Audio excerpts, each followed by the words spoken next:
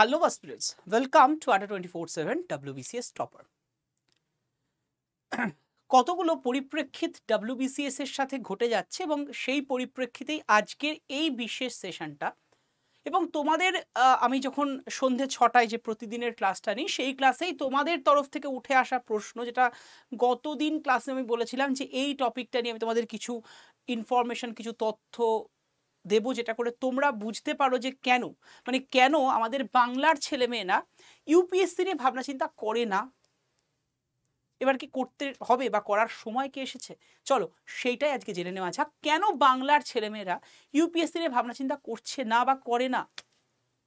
আমরা জানি আমাদের ইউপিএসসি মানে অ্যাকচুয়ালি ইউপিএসসির আন্ডারে যদি দেখো, মানে আমরা কোটানকোট ইউপিএসসি করে ভাবনা চিন্তা করি, বাট ইউপিএসসি মানে এমনটা নয় যে শুধুমাত্র ইউপিএসসি মানেই আইএএস, ইউপিএসসি মানেই আইপিএস। ইউপিএসসি মানে কিন্তু রেলওয়ে পার্সোনাল সার্ভিস হতে পারে ইন্ডিয়ান ফরেন সার্ভিস আইএফএস, যেটা অ্যাকচুয়ালি সেন্ট্রাল গভর্নমেন্টের সার্ভিস, মানে সেন্ট্রাল গভর্নমেন্টের টপ মোস্ট যে সার্ভিসগুলো, আমাদের তো 3টে সার্ভিস আছে, 3 টাইপস অফ সার্ভিস হয়। একটাকে বলে all India service, next one হচ্ছে সেন্ট্রাল গভর্নমেন্টের সার্ভিস, আর একটা হচ্ছে স্টেট গভর্নমেন্টের সার্ভিস। তো আমাদের ইউপিএসসি মানে ইউনিয়ন পাবলিক সার্ভিস কমিশন, এরা কন্ডাক্ট করছে কিন্তু দু ধরনের টু টাইপস অফ এক্সামকে। একটা হচ্ছে অল ইন্ডিয়া সার্ভিসগুলো এবং তার পাশাপাশি আমাদের সেন্ট্রাল গভর্নমেন্টের কিছু কিছু সার্ভিস, মানে কিছুটা হাই প্রোফাইল সার্ভিস, যেমন তার মধ্যে রেলওয়ে পার্সোনাল সার্ভিস রয়েছে তোমাদের ইন্ডিয়ান ফরেন সার্ভিস।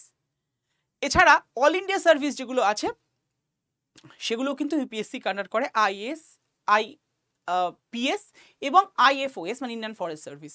তো আর বাদ বাকি সেন্ট্রাল গভর্নমেন্টের যে সার্ভিসগুলো সেগুলো তো এসএসসি মানে স্টাফ সিলেকশন কমিশন নাই, যেমন CGL, CHSL, MTS and everything phase যেগুলো আছে। তো যাই হোক, এবার ইউপিএসসি নিয়ে বাংলার ছেলেমেয়েরা ভাবছে না, মানে বেসিক্যালি বলা তোমাদের প্রশ্ন যেটা ছিল যে আইএএস নিয়ে কেন ভাবনা চিন্তা করছে না, মানে বেশিরভাগ ক্ষেত্রে। কারণ মানে আমি যদি বেসিক জায়গাটুকু বলি, ডাব্লিউবিসিএস আইএএস এর বেসিক যদি আমি নর্মাল একটা পয়েন্ট অফ ভিউতে দেখি, তাহলে দেখবো যে খুব যে পার্থক্য আছে তা নেই, কিন্তু অনেক পার্থক্য আছে। সিলেবাস অ্যাকর্ডিং যদি যাও, মানে ইউপিএসসির আন্ডারে যে আইএএস এক্সাম বা আইপিএস এক্সাম হয়, একই সাথেই হয়ে থাকে, দুটো র্যাঙ্কিংয়ের বেসিসে বা চুজিংয়ের বেসিসে থাকে। তো সেখানে দাঁড়িয়ে তুমি যদি দেখো দুটোর ক্ষেত্রেই মানে সেখানে কিন্তু সিলেবাসের অনেকটা পার্থক্য।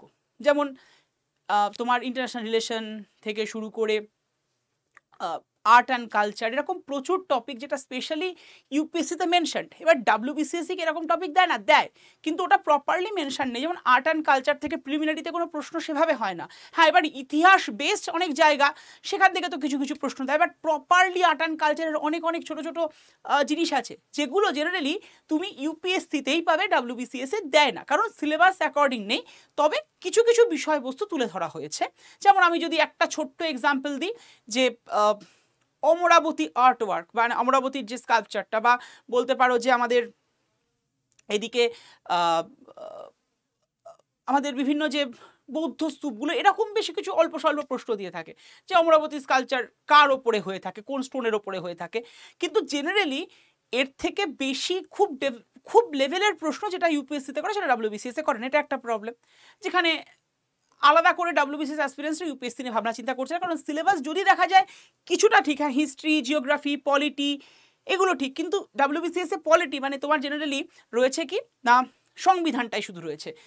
ইউপিএসসিতে মানে অ্যাকচুয়ালি আইএএস এর ক্ষেত্রে তোমার সংবিধানের পাশাপাশি কিন্তু গভর্নেন্সকেও মেনশন করা হচ্ছে, মানে একদম সিলেবাসেই লেখা রয়েছে। তো সেটা কিন্তু একটা বড় সড়ো জায়গা যে বাংলা ছেলেমেয়েরা ইউপিএসসির জন্য ভাবনা চিন্তা করছে, কারণ ডাব্লিউবিসিএস সিলেবাস কভার করতে হচ্ছে তাদেরকে। তো সেটা নিয়ে তারা ভাবনা চিন্তা করছে। বেশিরভাগ, খুব অল্প সংখ্যক ছেলে মেয়ে ইউপিএসসি নিয়ে ভাবছে। সেকেন্ড যে ব্যাপারটা ভাবনা চিন্তা করে না কেন, তার একটা কারণ, সেটা হচ্ছে ভয়। এই ভয়টা কোথা থেকে জন্মায়? দেখো, তুমি যখন ডাব্লিউবিসিএস সিলেবাস দেখছো, তুমি দেখছো হ্যাঁ এই তো হিস্ট্রি রয়েছে, এই তো জিওগ্রাফি রয়েছে আমার পড়া জায়গা, ম্যাথ রয়েছে আমার পড়া, রিজনিংটা তো নর্মালি তুমি একটু আইকিউ থাকলে মোটামুটি করা যায়, তো হয়ে যাবে, এটা আমার গ্রিপের মধ্যে জিনিস। ওদিকে ইংলিশ ছোট থেকে পড়েছি, মানে সাবজেক্টগুলো অনেকটা চেনা, অনেক হাতের কাছের সাবজেক্ট, পরিচিত সাবজেক্ট। কিন্তু যখনই তুমি দেখছো যে দুটো সাবজেক্ট একটু অচেনা আছে, পলিটি ইকোনমি ঠিক আছে, ওটুকু ম্যানেজেবল, একটা দুটো সাবজেক্ট নতুন করে পড়া যায়। কিন্তু ইউপিএসসির দিকে কি দেখছো, ইউপিএসসির দিকে দেখছো সেখানে ইন্টারন্যাশনাল রিলেশন রয়েছে, পলিটির পাশাপাশি গভর্নেন্স দিয়ে রেখেছে, তার পাশাপাশি আর্ট অ্যান্ড কালচার, এরকম আরও অনেক এক্সট্রা টপিক, সেগুলো তো কখনো পড়িনি। না বাবা, দরকার নেই, এত নতুন নতুন সাবজেক্ট পড়বো কোথায়? 1 নাম্বার ইউপিএসসি, এত কিছু, আর ইউপিএসসি নামেই ভয় ভয় একটা ব্যাপার স্যাপার থাকে, এত বড় এক্সাম, অবশ্যই ভারতবর্ষের সবচেয়ে বড় এক্সাম, মানে সেকেন্ড হাইয়েস্ট এক্সাম, কারণ ফার্স্ট হাইয়েস্ট এক্সাম কিন্তু ইউপিএসসি নয়। যদি দেখো ভারতবর্ষের একদম র্যাঙ্কিং ওয়াইজ এক্সামের মধ্যে টপে রয়েছে জেই অ্যাডভান্স, তারপরে রয়েছে ইউপিএসসি। অল ওভার ওয়ার্ল্ডের পরিপ্রেক্ষিতে ইউপিএসসি কিন্তু র্যাঙ্কিং 3তে রয়েছে, মানে কমপ্লেক্স বা টাফেস্ট এক্সামের মধ্যে, ঠিক আছে? তো ইন্ডিয়ার পরিপ্রেক্ষিতে টাফেস্ট এক্সাম, সেকেন্ড হাইয়েস্টে ইউপিএসসি, মানে আইএস বিলং করছে। তো এবার এটা একটা বড় সড়ো ধারণা, মানে আমরা তো একটু ধারণা নিয়ে চলতে ভালোবাসি। আর সেকেন্ড ওয়ান হচ্ছে ওই সিলেবাসের অত্যধিকতা। এবার তাহলে বাংলার বাইরে কি স্যার সিলেবাসের এই ব্যাপারগুলো নেই? একদমই তাই। মানে জেনারেলি তুমি বাংলার সিলেবাসের সিস্টেম যদি দেখো, ছোট থেকে আমাদের ক্লাস 5 থেকে 10 লেভেল অবধি যা যা পড়ানো হয়েছে, সেখানকার যা সিলেবাস, সেই সিলেবাসে তুমি যদি জাস্ট সিবিএসসি আইসিএসসি বোর্ডের সিলেবাসটাকে একটু কম্পেয়ার করো, মেনলি সিবিএসসি বোর্ডের সিলেবাসকে যদি কম্পেয়ার করো, এনসিইআরটি বেস্ট পড়াশোনাকে যদি একটু কম্পেয়ার করো, সেখানে দেখবে অনেক চেঞ্জ। তারা ছোট থেকে তুমি কোনোদিন, তুমি যদি বাংলা মিডিয়ামে পড়ে থাকো, কোনোদিন সংবিধান পড়োনি তুমি, ওই 10th লেভেলে গিয়ে একটু টাচ পেয়েছো, তাও সেই টাচটুকু খুব একটা না টাচ করলেও চলতো, কারণ সাজেস্টিভের একটা ব্যাপার থাকে, ফ্যাক্ট।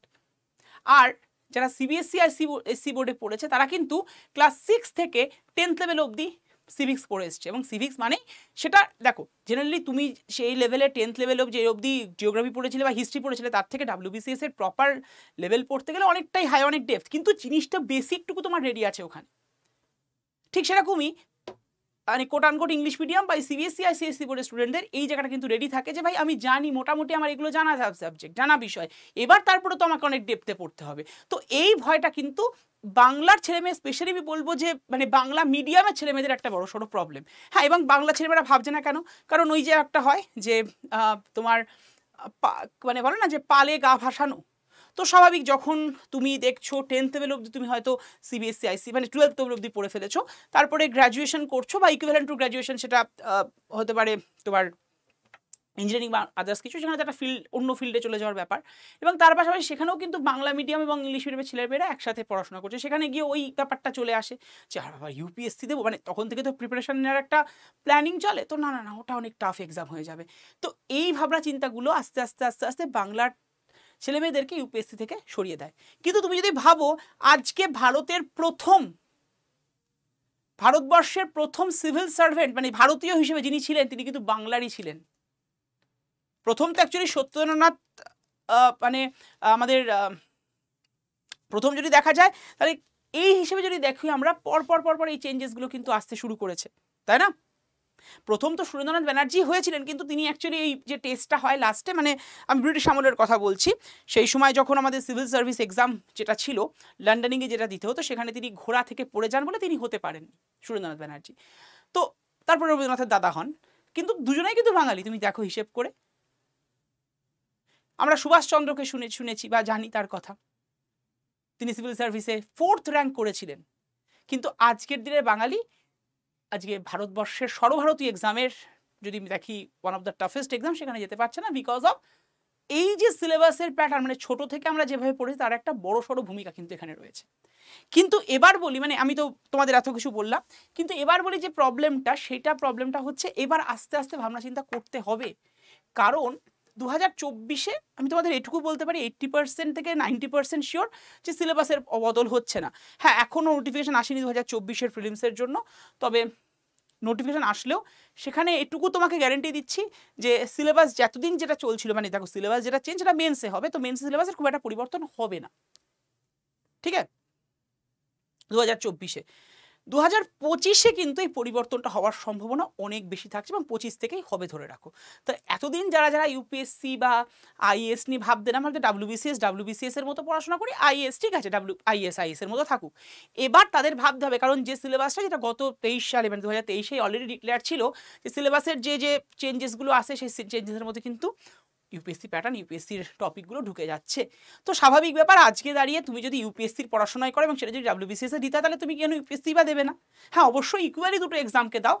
এবার থেকে এটুকু আশা রাখা যাচ্ছে, যদি এই প্যাটার্নটা প্রপারলি অ্যাপ্লিকেবল হয়, এখনও তো সেটা তোমাদের ডাব্লিউপিএসসির ওয়েবসাইটে বা সেভাবে প্রকাশ করে জানায়নি তারা যে হ্যাঁ এটাই আসবে।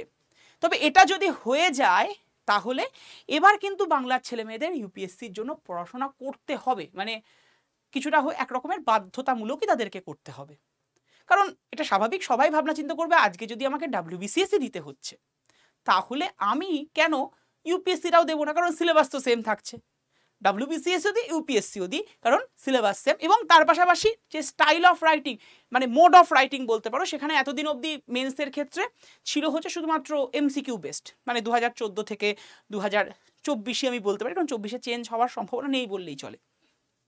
কিন্তু এরপরের যখন দেখবে তখন তো তোমার মেন্সের বিষয়টা কিন্তু MCQ থেকে চলে আসবে ডেসক্রিপটিভে, টোটাল মেন্সটা। হ্যাঁ এতদিন অবধি ছিল মেন্সের ক্ষেত্রে অনলি অপশনাল যে সাবজেক্ট, যারা নিতে গ্রুপ এ আর বি সার্ভিস অপশনাল সাবজেক্ট তাদেরকে ডেসক্রিপটিভ শুধুমাত্র দিতে হতো, বাদ বাকি কম্পালসারি যে পেপারসগুলো আছে মেন্সের সেগুলো তোমাকে MCQই ছিল। এবার মেন্সের কম্পালসারি এবং অপশনাল সবটাই তোমাকে কিন্তু ডেসক্রিপটিভই দিতে হবে অ্যাজ ইউজুয়াল। হ্যাঁ প্রিলিমস কিন্তু MCQ যেমন ছিল, যেটা ইউপিএসসিতেও আছে, এখানেও তাই থাকবে। কিন্তু তার মানে এবার ভাবনা চিন্তা করার কিন্তু সময় অলরেডি চলে এসেছে। তো আর নয়, এবার পড়াশোনাটাকে অন্য রকমভাবে করো। হ্যাঁ এক্ষুনি করার দরকারই, কারণ সামনে WBCS, তাই অনেকে আবার ওভার হাইপড হয়ে গিয়ে এবছর থেকেই ধরো পড়াশোনা শুরু করছো, মানে এখন করার দরকার নেই, এখন যে গতিতে পড়ছো সেটাকেই রাখো, সেই সিলেবাস অ্যাকর্ডিংই চলো। সিলেবাস যখন চেঞ্জ হচ্ছে এবং তোমাদের এক্সামটাও ততদিনে আশা করি কমপ্লিট হয়ে যাবে, তো তখন থেকে পড়াশোনাটা শুরু করে দিও, দেরি করো না। ওকে, আর যাদের অনেকে আছে আমি জানি এখন অনেক অ্যাসপিরেন্টসরা দেখছো যাদের হয়তো WBCS দেওয়ার এজ হয়নি, মানে বিলো 21-এ রয়েছো, তাদের তো স্বাভাবিক ব্যাপার, বুঝতেই পারছো তারা এবছর হয়তো বা দিতে পারবে না কারণ বয়স হয়নি। তাদের ক্ষেত্রে বলবো তারা অলরেডি পড়াশোনাটা শুরু করে দাও। ইউপিএসসি সিলেবাস দেখো এখনকার দিনে সিলেবাস দেখাটাও কোনো ম্যাটার করছে না, গুগল আছে, বিভিন্ন চ্যানেলস আছে, সেখান থেকে তোমরা পেয়ে যাচ্ছ, গুগল করে নাও, সিলেবাসটাকে দেখে নাও। এবং ইনিশিয়ালি অত কিছু পড়ার দরকার নেই, তুমি তোমার যেগুলো গ্রিপের জিনিস সেগুলো অল্প অল্প করে পড়া শুরু করো, NCERT বেসটি পড়া শুরু করো, এবং তারপরে তো আদার সাবজেক্টগুলোর সাথে আস্তে আস্তে অ্যাকাস্টামড হয়ে যাবে। তো এটাই হচ্ছে কারণ ছিল, এবং কারণ যাই থাক এবার থেকে নিজেকেও বদলাতে হবে, কারণ বদল তো দরকারই, সব ক্ষেত্রে পরিবর্তন দরকার। হ্যাঁ অবশ্যই সেটা পজিটিভ এবং সেটা হবেই। তো চলো ভালো থেকো আর নিজের মনের জোরটা বজায় রেখো, সব কিছু হবে, ভালো হবে, পজিটিভ থাকো। লাইফে পজিটিভ থাকার দরকার। আজকের দিনে আমরা দাঁড়িয়ে না প্রচুর পরিমাণে নেগেটিভ হয়ে যাচ্ছি, তো লাইফে নেগেটিভিটি নয়, লাইফে আসুক পজিটিভিটি, এবং এই পজিটিভিটি তোমার লাইফটাকে আরও সুন্দর করে তুলবে, এটুকু তুমি জানবে এবং হবেই হবে। তো জয় হিন্দ, ভালো থেকো, দেখা হচ্ছে আমাদের সন্ধ্যে 6টায় যেটা রেগুলার ক্লাস, সেখানে নেক্সট দিনকে। Thank you to all of you. আর হ্যাঁ বলে রাখি, সন্ধ্যে 6টায় প্রত্যেক দিন কিন্তু আমি এখানে ক্লাস নিই পলিটির ওপরে।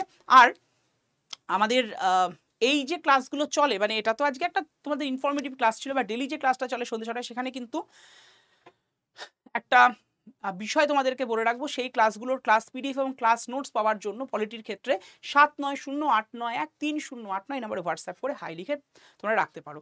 আর হ্যাঁ একটা ছোট্ট বিষয় জানিয়ে রাখি, তোমরা যারা WBCS 2024-কে টার্গেট করে চলছো, সামনেই এক্সাম, তো তাদের জন্য প্রিপারেশন কি হবে, অনেকে প্রশ্ন করেছিল এই মুহূর্তে কি করে পড়বো, তাদের জন্য কিন্তু আমাদের নতুন বুস্টার ব্যাচ 2, মানে বুস্টার ব্যাচ 1-এ অলরেডি ফুল হয়ে গেছিলো ব্যাচ, এবং সেখানে অনেকে ভর্তি হতে পারোনি, অ্যাপ ক্লাস করে গেছিলো, তার দারুণই আমাদের ব্যাচ 2-কে আনা হয়েছে।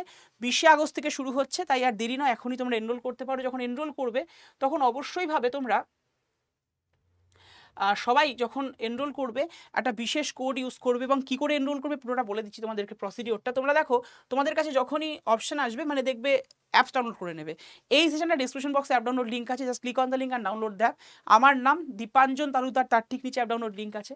এটা ক্লিক করার পরে প্রথমে দেখবে গভর্নমেন্ট জব এক্সাম, তারপরে স্টেট এক্সামে ক্লিক করবে, তারপরে এরকম West Bengal state exam click করো, হ্যালো অপশানে ক্লিক করবে, তারপরে দেখবে কন্টিনিউ গুগল ইমেল মোবাইলে ক্লিক করো, যে ক্লিক করলে এরকম interface, full name, email ID, password, confirm password, এটাকে সাইন আপ করে নাও, এরকম ইন্টারফেস। দেখো স্টোর বলে অপশন, স্টোরে গিয়ে ক্লিক করলে এখানটায় দেখতে পাবে WBCS লেখা রয়েছে। WBCS সেকশনটায় গিয়ে প্রথমেই তুমি দেখবে এই ব্যাচটার উপরে ক্লিক করলে দেখবে লেখা আসছে AUG 15, মানে অগস্ট 15, গ্রিন কালারের রেখা। ওখানে ক্লিক করে একটা বক্স ওপেন হবে, দেখা থাকবে এন্টার কুপন কোড, ওখানে গিয়ে বসিয়ে দাও কুপন কোড Y327। এর মধ্যে অ্যাপ্লাই বাটন, জাস্ট ক্লিক করে দাও, দেখো দামটা কমবে। এরপরে দেখবে ইউজ কয়েন লেখা আছে পাশে ছোট্ট একটা বক্স, ক্লিক অন দিস, আরও দামটা কমে যাবে ব্যাচটার দামটা এসে দাঁড়াবে জাস্ট 3182 টাকা। যারা যারা মনে করছো নিয়ে নিও, এবং যদি কোনো কোয়ারিজ থাকে রিগার্ডিং ব্যাচ তাহলে কিন্তু 7908913089 এই নাম্বারে তুমি হোয়াটসঅ্যাপ করে রাখতে পারো অথবা ফোন করে রাখতে পারো। আর ওই নাম্বারে হোয়াটসঅ্যাপ করলে তুমি বাদবাকি যে আমাদের ক্লাসগুলো প্রতিদিন চলছে তার ক্লাস লিঙ্ক ক্লাস ভিডিওতে পেয়ে যাবে। ভালো থেকো, সুস্থ থেকো, আর আবারও বলবো মনের জোরটা বজায় রেখো। জয় হিন্দ, জয় তোমারই হবে।